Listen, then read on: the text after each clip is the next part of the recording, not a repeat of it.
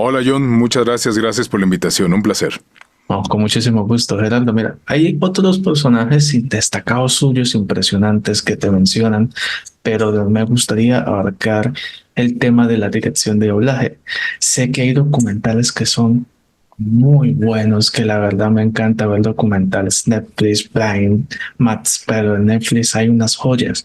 Por ejemplo, Ujú. está una que se llama Tres canciones para Benazir y hay otra que se llama el tema de One Taste.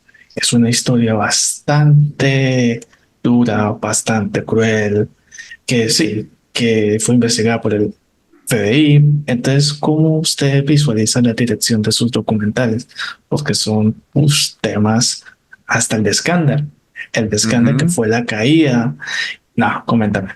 Mira, dirigir documentales, pues sí es un trabajo totalmente distinto a dirigir doblaje, porque, bueno, hay varias formas de hacer documentales. Hay documentales que son totalmente narrados, por ejemplo, y en este tipo de trabajos tú tienes que ir con la narrativa de la voz original, ir en su ritmo, ir con él. Pero como normalmente cuando es una narrativa, casi nunca se ve el narrador, a menos que sea un especialista que está hablando de algo o que sea un documental así. Cuando hay testimoniales dentro de los documentales, hay dos formas de doblarlo o de hacerlo. Uno es doblándolo en sincronía o el otro es en voz en off, que así se le llama. La sincronía, bueno, pues es dejarlo completamente en labios y la voz en off es simular una traducción simultánea. Entonces empiezas un poco después de él, de que empieza el idioma original y terminas con él. Como te digo y te repito, es buscando una traducción simultánea, que eso parezca. Y normalmente el narrador, pues el narrador va en sync y casi nunca se escucha el narrador abajo, a menos de que sea un personaje. Por ejemplo, si es un documental de la vida de Samuel L. Jackson y él está hablando, seguramente vamos a estar oyendo abajo su voz y arriba la voz de quien lo esté haciendo. Pero si es un narrador normal, normalmente a ese narrador no lo vamos a escuchar la voz abajo, solo a los testimoniales. Además es algo importante de reconocer porque son temáticas distintas y bastante pues de expresar. Inclusive, yo tengo una visión es que para cada país siempre manejan un ritmo, ¿no? Y creo que usted es de los pocos actores de doblaje que manejan un ritmo que va pues avanzando, que nunca paran, sobre todo en el polaco por Carretera sin salida, que es una serie Ujú. impresionante. Los polacos hablan demasiado rápido. Entonces, yo sé que de pronto has experimentado telenovelas brasileñas. Hay algunos colegas Ujú. tuyos que dicen que no tienen pausa, pero es que los polacos nunca terminan. Ujú. Entonces, ¿cómo es de pronto el tema de los documentales en países europeos, inclusive en películas como Atrapados en lo Profundo, que ya es otro tema distinto? Ujú. Mira, realmente creo que nuestro trabajo como actores, eh, pues es gran parte el poder ser maleable y adaptarte a los ritmos de los personajes que te toca interpretar. Aunque sea alguien que habla muy rápido, o habla muy lento, o habla muy pausado, o tiene alguna característica vocal que le hace un sonido particular, nosotros pues debemos estar preparados para ese tipo de interpretaciones.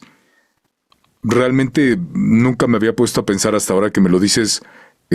Sí, por ejemplo, ¿no? Para nosotros doblar ingleses, pues es muy rico porque tienen un ritmo muy pausado, muy cadencioso, que por ejemplo doblar australianos, pues son muy arrítmicos y hablan muy rápido, o doblar tejanos, ¿no? También son ritmos así, pero a fin de cuentas, pues te tienes que adaptar. Esa es parte de nuestra labor como actores de doblajes, adaptarte a eso, al ritmo del otro.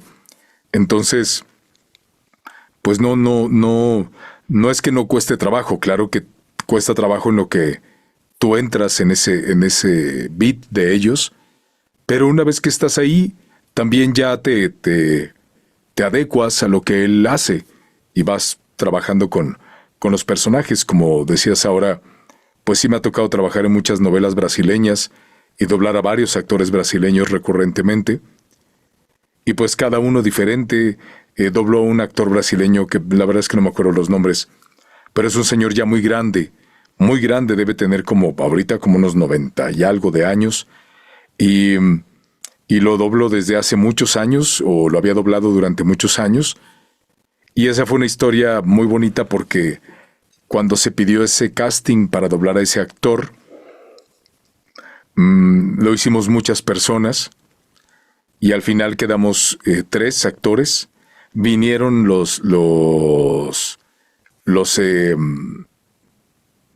clientes de Brasil, de Globo específicamente, para vernos trabajar y escoger. Y afortunadamente me escogieron a mí. Y bueno, cuando tengo la fortuna de hacer a este actor, que lo hice en una serie, en una novela tan bonita, donde él hacía un filósofo y que quería vivir de la filosofía, pero como no podía, daba clases. Gerson Capri. Fíjate que no sé el nombre, a lo mejor si veo la foto te digo pero el nombre no me acuerdo. Pero cuando ya él hacía, como él era ya muy pobre, por ser maestro le pagaban muy poco, comienza a personificar diferentes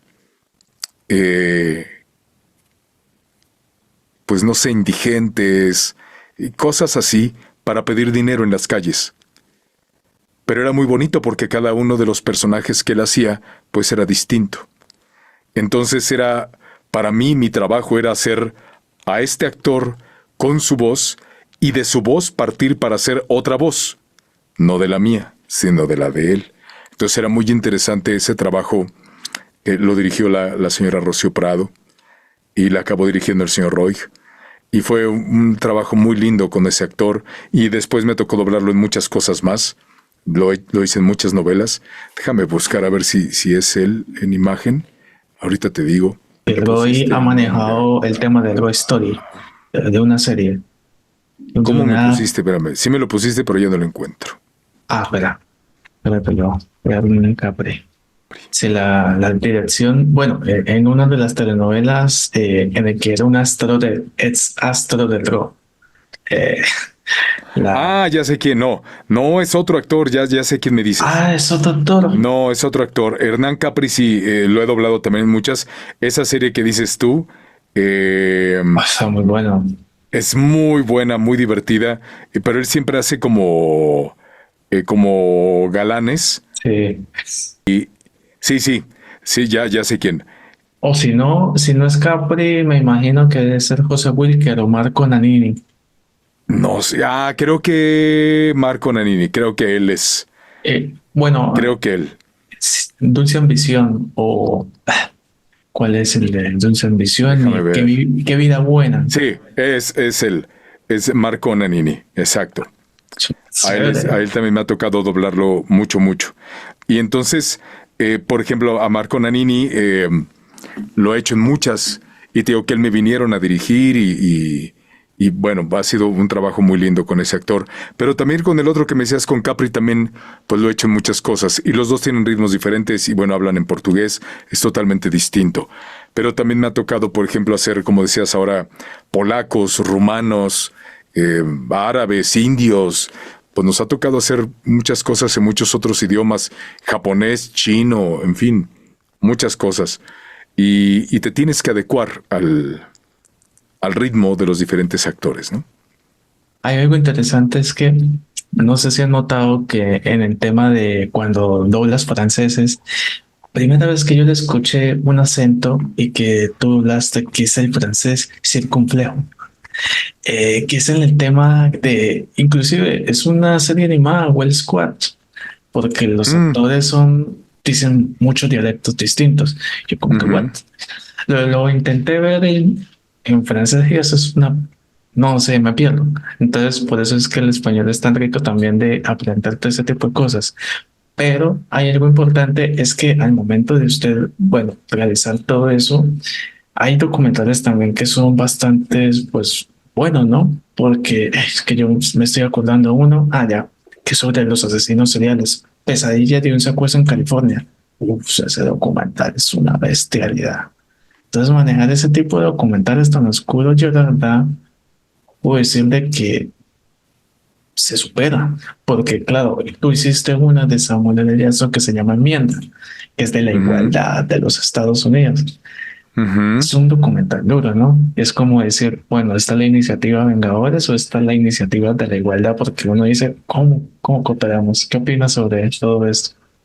Sí, ese documental que dices fue muy interesante porque además Samuel L. Jackson se va a buscar sus orígenes y llega hasta África y llega hasta la tribu de donde salió su bisabuelo. Y cuando él llega, la tribu lo adopta y lo vuelven a hacer parte de la tribu. Y todo lo que él habla y vive, dice, bueno, mi abuela salió de África, fue esclava, llegó a América. Cuenta toda esta historia que él no vivió, que él fue totalmente ajeno a ella, pero que es parte de su sangre. Y es muy duro, muy fuerte. Él de pronto se conmueve mucho y llora mucho en este documental, pero al mismo tiempo es muy bonito porque él se alegra de haber llegado a su origen, de encontrar de dónde viene. Es algo interesante. Y creo que eso también pues nos debería pasar a todos al encontrar nuestro origen, nuestra raíz, saber de dónde venimos, quiénes fueron nuestros bisabuelos, tatarabuelos, de dónde son, ¿no? Eh, que nos traían, que nos dejaron, que nos legaron. Eso me parece interesante. En este documental que tú dices, claro, pues él habla desde su vivencia como alguien de color, como alguien que vivió racismo en su juventud, como casi toda la gente de color o nuestros paisanos mexicanos o latinoamericanos en Estados Unidos cuando llegan a trabajar, pues claro que viven esta discriminación y la viven muy fuerte y están ahí por una necesidad y bueno, van a buscar un mejor futuro y se encuentran con cosas que a lo mejor jamás pensaron que iban a vivir y es duro, es difícil, pero están estos documentales que nos hablan de todas estas cosas y deberían servirnos para ser un poco más conscientes de esta realidad, ¿no? De estas realidades. Es verdad, porque uno aprende todas esas historias y hasta uno le dan ganas de poder investigar sobre los Claro. orígenes de uno. Y eso es bastante pues interesante. Sabe que también hay otro aspecto que hay que tocar y es el tema del redoblaje. Bueno, aquí varios colegas han estado, Salvador Nájar explicó sobre la historia del redoblaje. Yo te felicito en uno, Apocalypse Now. Es Ah, una película increíble. ujú. Inclusive, no es redoblaje, pero sí te felicito y yo me le quito el sombrero. Y es Cena, la princesa guerrera. ¿Cómo Ujú, hiciste? ¿Cómo hiciste para este? Wow, me encanta. O sea, el tema de la actriz, bueno, tú ujú. sabes todo eso, pero eso, y inclusive hay un dato curioso respecto al tema de que hay algunos actores de doblaje, no sé si almacenas DVDs o Blu-rays desde los primeros inicios, porque yo me acuerdo que cuando sacaron los Expedientes Secretos X, Enfrentando el Futuro, que es una película, creo que esos DVDs se descontinuaron. No sé si tengas uno o de pronto lo has podido investigar, buscar. No, fíjate que soy bien desapegado de todo. Yo no tengo videos de películas mías, no tengo, sí tengo, pero muy, muy pocos, muy cosas muy. Creo que en algún momento cuando empecé a comprar como cosas así, era cuando mi hija estaba muy pequeña. Y entonces yo quería que ella tuviera como cosas grabadas mías para que pues, siempre las tuviera. Y entonces empecé a grabar, a comprar La Dama y el Vagabundo, le compré las primeras temporadas de Pokémon y algunas cosas así que en las que trabajé, que no recuerdo qué más. Pero nada más. Pero la verdad es que no soy muy desapegado de las cosas, entonces no guardo nada. De algunas me arrepiento. Eh, Hice una serie hace muchos años que se llamaba Highlander y me encantaría tener algo físico de Highlander, pero pues no tengo y en ese momento sí vendían los DVDs, pero pues no, nunca, digo, más bien los cassettes, los VHS, pero nunca no los compré. Y hablando de esto que me cuentas de dos series bueno, una película muy importante de Apocalypse Now. Es curioso porque esta semana, bueno, la semana pasada hablé de esta película con unos alumnos. Esta película, a mí me toca dirigir el redoblaje de esta película. No recuerdo el año, 97, 2000, por ahí. Y fue una joya, de verdad es que doblarla, pues de por sí la película es una maravilla. Pero volverla a doblar y darle los personajes de repente sin pensarlo, pero el estelar lo había doblado Salvador Chava Delgado, lo había doblado cuando se hizo la primera vez, y yo sin pensarlo le volví a dar el mismo personaje, y cuando llegó él me dijo, yo hice este mismo cuando se dobló la primera vez, ¿no? Entonces fue curioso, pero en esa ocasión, por ejemplo, Guigliazza, Miguel Ángel, me hizo a Marlon Brando, y le quedó maravilloso, tan maravilloso que le dieron un premio Bravo por esa actuación. En fin, fue una película muy bonita, un gran trabajo de todo el equipo. Y curiosamente, como dato curioso que ahorita estoy recordando, fue la primera película que doblamos y en la cual se experimentó para poderla hacer en Dolby. Era la primera vez que se hacía una película en DVD con Dolby, y recuerdo que fue así de cuidar muchísimas cosas para que eso ocurriera, ciertas especificaciones de audio, en fin, fue una película muy laboriosa, pero muy, muy bonita. Y después me hablaste de... Cena, ¿dijiste Apocalypse la princesa Now? guerrera. Sí, claro, Sheena. Fíjate que Sheena, pues yo la heredé como muchas series cuando fallece el maestro Álvaro Tarcisio. Muere don Álvaro y él dirigía Sheena y él dirigía también Guardianes de la Bahía. Y me las dan a mí a dirigir estas dos series. Y fue algo muy lindo porque mi trabajo con Laura Torres pues fue muy bonito. Traté de llevarla por otros lugares y Laura se dejó y fue muy, muy, muy maleable el poder dirigir a las dos actrices estelares y llevarlas por otros lugares y después con todos los demás personajes y llevar esa serie que tenía tantas connotaciones mitológicas también, las cuales yo tuve mucho cuidado de ponerme a investigar para no decir nada erróneo, y fue un trabajo también interesante. Y lo mismo con Guardianes de la Bahía, ¿no? Cuando ya me toca a mí llevar esa serie, pues ya fue, no sé, era ya la séptima temporada, entonces ya no estaba ni Pamela Anderson, ni se me olvidó el nombre del estelar, pero tampoco estaba ya él. Había otros personajes. Recuerdo que estaba Jason Momoa, estaba súper jovencitito, salía ahí en Guardianes de la Bahía. En fin, pues me tocó dirigir varias cosas así. El Cuervo, ¿no? La serie del Cuervo también me tocó dirigirla. En fin, pues muchas cosas así. Ahorita que decías esta parte oscura, por ejemplo, el Cuervo fue algo que disfruté muchísimo dirigir, y también me llevó ahí el señor Tarcisio porque él me hacía un doctor, y justo cuando él falleció estábamos a mitad de una temporada. René García me hacía al Cuervo, y pues una serie muy, muy padre también en esto de dirigir una gran serie muy oscura, pero con tintes muy esperanzadores también. Sí, esos son muy, muy buenos recuerdos. Inclusive, yo me estoy viendo hace poco, me estuve viendo Animorphs, que tú lo dirigiste. Animorphs, no, no, Animorphs, qué cosa. Es cool porque creo que si no estoy mal, la primera vez se transmitió en el Canal 5 de Televisa, y creo que Sí, en creo que algunos sí. episodios se transmiten. Muy rara la vez, ¿no? Porque, pues, a veces el VPN ayuda a muchas cosas, pero bueno, coméntame algo sobre Animorphs, porque pienso yo de que, pues bueno, No, bueno, creo que nunca nadie se acordaba de Animorphs. Pues una serie muy rara, porque era como entre muy mala y de esas cosas que son muy malas que se vuelven kitsch, ¿no? Se vuelven como de culto.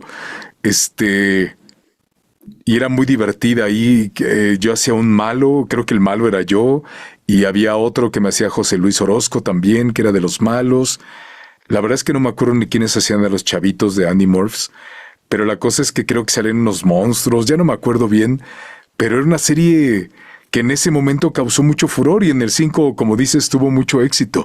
Le fue muy bien en pantalla, ya a todos nos daba risa porque era un grupo de chavitos muy parecido a los Power Rangers, ¿no? Que era como el mismo concepto de este grupito de chavitos que se convertían en los Animorphs, que eran, no me acuerdo si eran como animales o algo así, y se convertían en algo y ayudaban a salvar al mundo, ya saben, siempre de los extraterrestres y cosas así.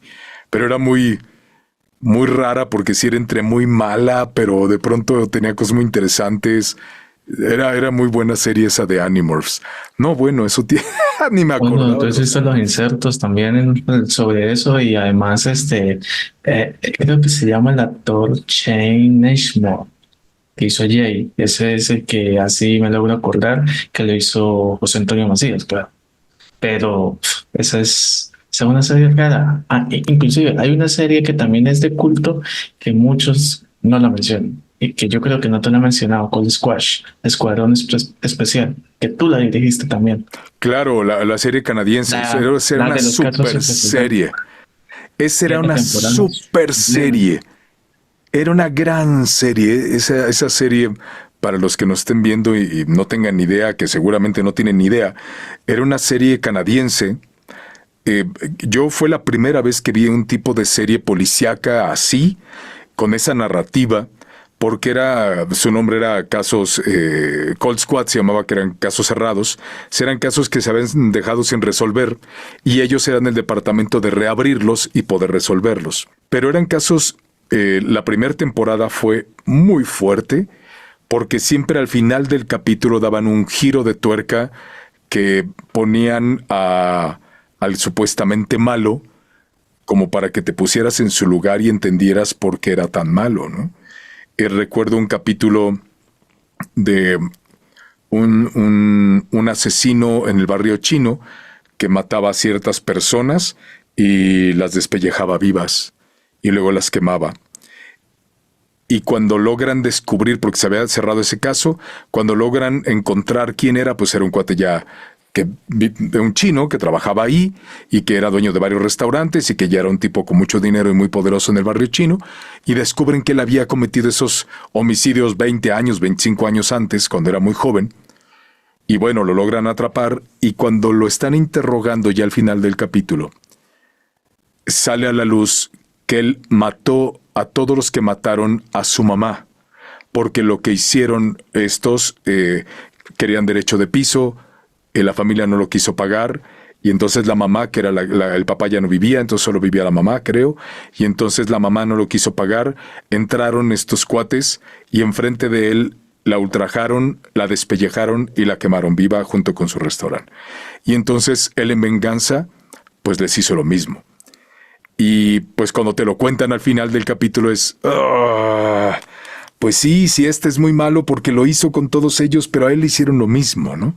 Entonces eran estos capítulos así, era una gran serie, los estelares eran Patti Anides y don Raúl de la Fuente.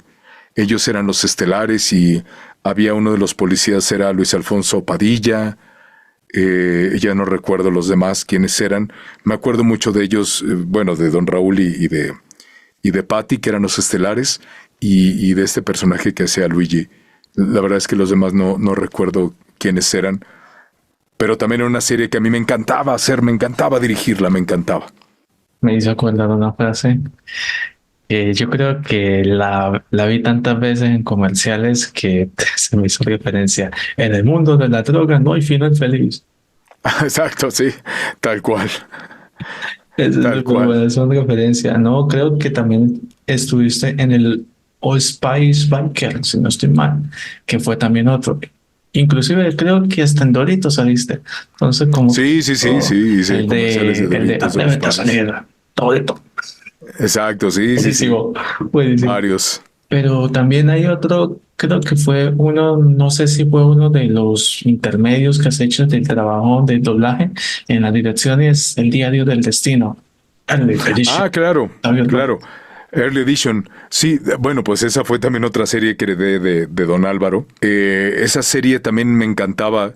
Era una gran serie. Era un sujeto que adopta un gato y el gato se le aparece todas las mañanas con el periódico de lo que va a ocurrir en ese día. Entonces él puede como cambiar el destino, no lo que ocurrió el día anterior, sino lo que va a ocurrir ese día. Y entonces él ojea el periódico y empieza a ir a salvar gente y a hacer cosas así. Era una serie muy bonita. A mí me encantaba hacerla. La hicimos varios años. Octavio Rojas era el estelar de esa serie. Octavio Rojas y una policía que siempre lo andaba siguiendo para ver por qué él se enteraba antes que nadie de lo que pasaba, que esa la hacía Gisela Casillas, y otra de las policías era Carola Vázquez, y ya no me acuerdo quién más salía, pero sí, Octavio era el estelar de Araceli de León. También la hacía. Araceli de León, también salía Araceli ahí, claro. También Araceli era una de las estelares. Y esa serie también la disfruté mucho, hacer Early Edition. Inclusive, bueno, si hablamos personajes bastante locos, alocados, yo sí hay que destacar los Chachelios en Cran 2. Esa película es una salvajada, la de Chachelios. Bueno, aquí estuvo uno de los del otro doblaje que es Gustavo Pompilio, si no estoy mal, pero hombre, tú como Chachelios, el antiguo Chachelios, eso era. No, no, eso bastante bueno. Inclusive hay otro bueno, tú fuiste obviamente en el tema de los indestructibles, pero es que me estoy acordando de una que la verdad me pareció increíble que el actor esto logre el neutralizador. Oh, qué ¿La de Schwarzenegger? ¿La de no, Schwarzenegger? no logren, o creo que sí, creo que El neutralizador, no me... Ah, con Jason Statham. no, No, tampoco. ese Don Logren, el mono alto que peleó en la Rocky, el neutralizador. Ah, claro, sí, sí, sí.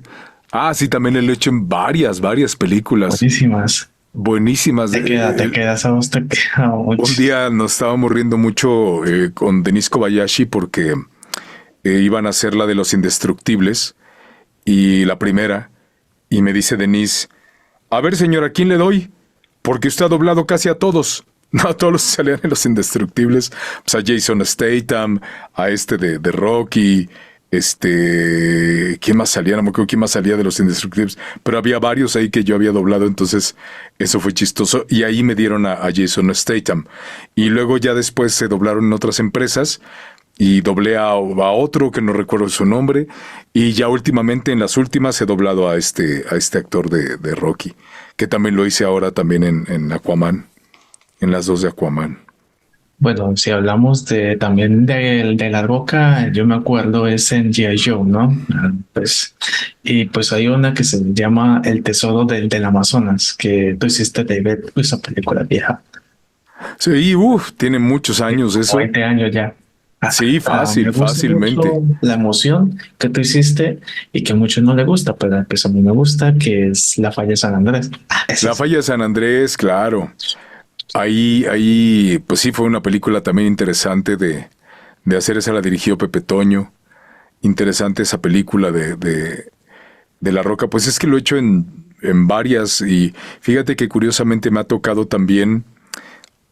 Dwayne Johnson tuvo algo muy interesante. Cuando él empieza a hacer cine, el tipo se prepara, empieza a estudiar actuación, empieza a hacer cosas por él mismo. Por eso le ha ido tan bien, porque es alguien que se ha profesionalizado.